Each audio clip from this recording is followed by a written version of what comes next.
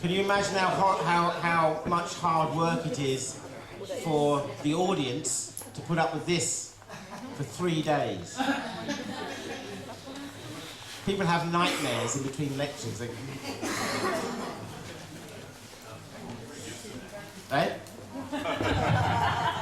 Normally.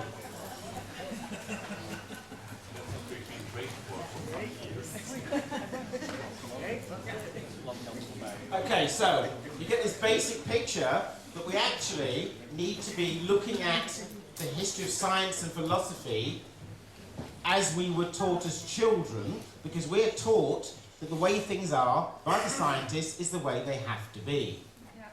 And this is not the case. The ability for them to convince us this is the way things have to be or are is false. There is nothing in science that shows that it's scientific. It's religious. I don't have a problem with that. But I have a problem with what I call a dogmatism or dictatorship of thought. That freedom of thought is somehow chaos. It's not chaos. It's attentiveness. We see nature as chaos, historically. That's what science has done. So, seeing the giraffe is not seeing as in visual seeing, it's seeing meaning. Palpating something is not palpating the patient's tissue, it's palpating meaning. What does it mean that I'm experiencing? Right, so we have this new idea called active absence, which Bortop was quite enamoured about. Active absence. Because we're taught that we see things with our eyes, we hear things through our ears. That's not the case. There's something missing. Our ears don't auscultate, but we can't auscultate without our ears. Our hands don't palpate, but we can't palpate without our hands. There's a middle ground. That's where it happens, in the middle ground. Thinking is one end, palpating is the other. In fact, Aristotle said this. If you want to look up really what manipulation is all about, you must read Aristotle's Episteme and Techne, knowledge and doing. We separated the two. So what we have in place is an active absence, seeing without sensation. So I say to people, look, can you do me a favour? Can you walk between the gap between, or the space between two cars, or the space between two chairs? And they say, okay. I say, can you bring me that space? This is active absence. It's a thing that comes about through context and relationship. The only way you see movement is because of a contradiction. Hegel wrote about contradiction as motion. As we'll see in a minute, McKone wrote down a list of philosophers you should read. That's all I've done, is follow what McKone wrote down. It makes absolute sense. You can walk between the space between two cars. You can see the space between two cars. But it ain't there. It's not there. This is active absence. This happens with the body when we palpate right hand, left hand. If I sense something as motion, that is not active absence. That's something. Active absence is not nothing. It's no thing. You don't perceive. I'm going to show you an image. And the one thing that is not in this image is a face. It's not there. There is no face in this picture. There's a collection of parts. If I move one of those pieces of fruit out of context, it goes. You think about one structure, fascia, muscle, nerve, what McKone said, and so forth, idles, the whole goes. It's gone. You're seeing wholeness. Wholeness is not nothing. It's no thing. It doesn't matter what the parts are. It doesn't matter what the parts are. The context will always arise out of that. You palpate in context. You don't palpate a thing. You don't palpate something. You palpate in context. That's how I perceive wholeness. Like with the image, you've got to back off your patient. So, there's meaning of and meaning is. The meaning of something and meaning is. Two different aspects. This is not the meaning of what is seen, but the meaning which is what is seen. So it's language, but it's so hard to deal with. This is what is in Bortoff's books. I'm trying to say, it's a relationship, it's not the thing. Context, the face arises out of the context. It's not in the fruit, it's not in the patient. It arises out of context, in front of you. You don't palpate in the patient, you palpate with the patient. You mean out of context or of context? No, what happens is that it arises out of, you cannot have the context of the parts, which if you concentrate on, you lose it. If you back up, you can't see, let's go through this again. You can see the face that arises out of you having a non-specific relationship of parts. If you just see every part and you build it, you will not see a face. You have to see it all at once without thinking of the parts.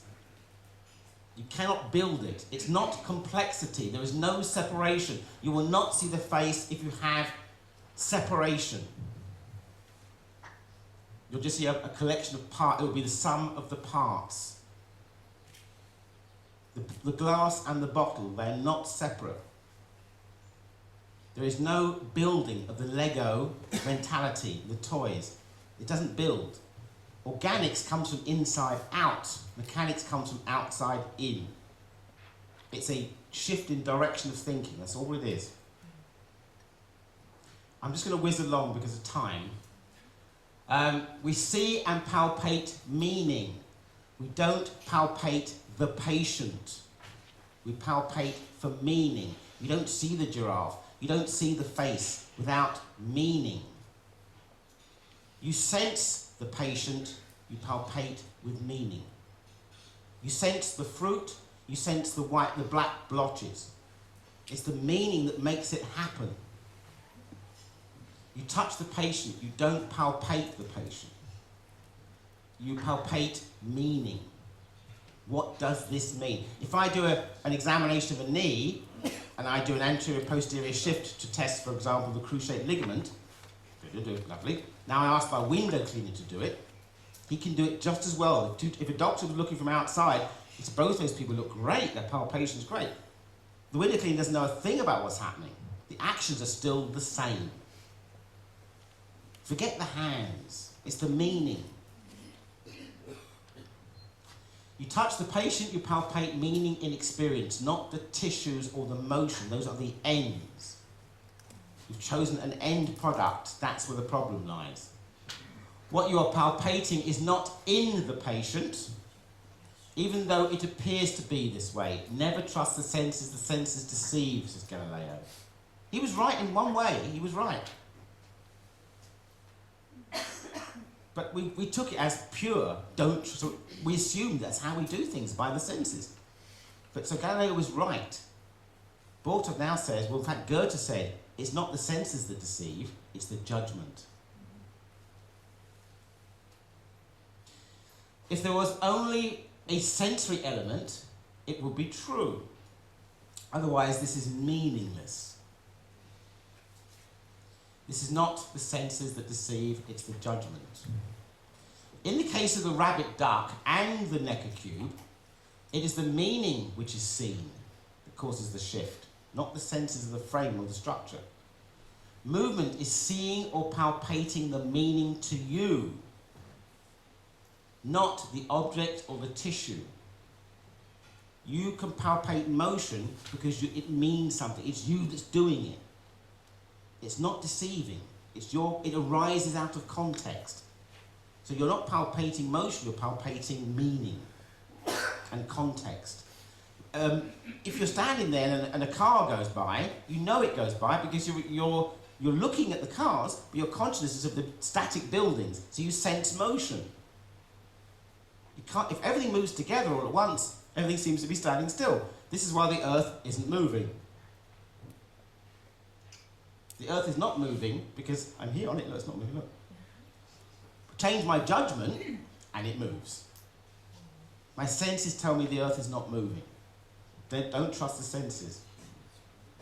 Don't trust the senses. Don't trust the senses. Don't trust the senses. In the sensory mode, we would just palpate parts of tissue or end motion if we were just sensing things, which is what you do when you have a new experience, like the blotches or the cube.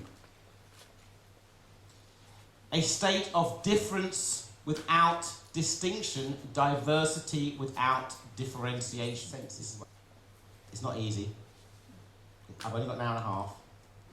Hang in there. You will sleep tonight very well. A situation of multiplicity without unity. This is the opposite to what McKone was saying. Awareness without meaning. You get lost in the forest then. You get lost in the forest, you'll be wandering around because it wouldn't mean anything to you. But for a tracker who's used to being in the forest and the woods, there's meaning everywhere.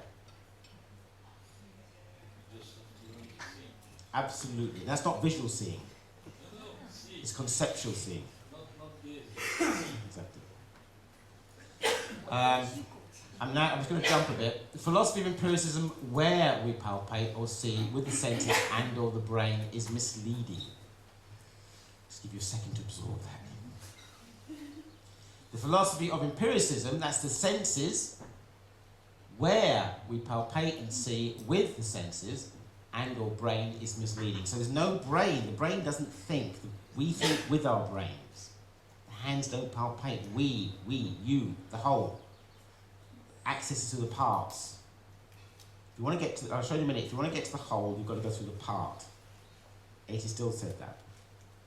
Goethe said that. Boltov said that. Blah, blah, blah. So, general and condensed meaning. When you look at this whole thing, this is a general meaning. It means something to you. I'm tired. I know where to go because it will mean something to me. I wouldn't go into a library, it wouldn't help. But you could go to a library, very quiet in the library. So, when we experience the room and contents, this is a general meaning, this is the patient.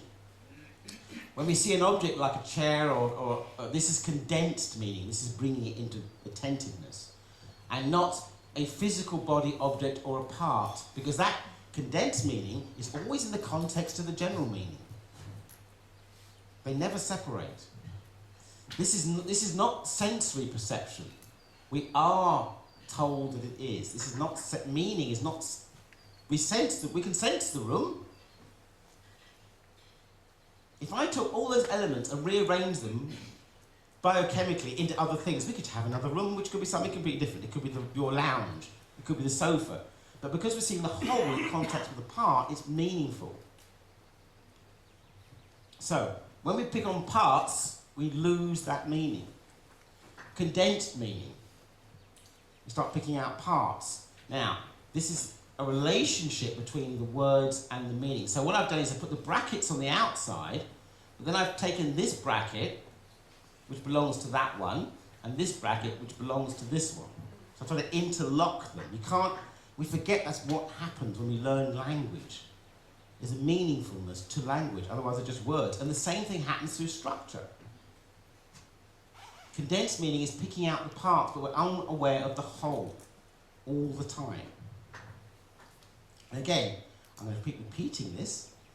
This is not an illusion. If you want to hold the whole picture, look at the rabbit, think of the duck. Think of the rabbit, look at the duck. Just hold it open. Hold it open. Ooh. And then you get a third element coming up, which is the meaningfulness arises out of the context. The same happens with all these structures again.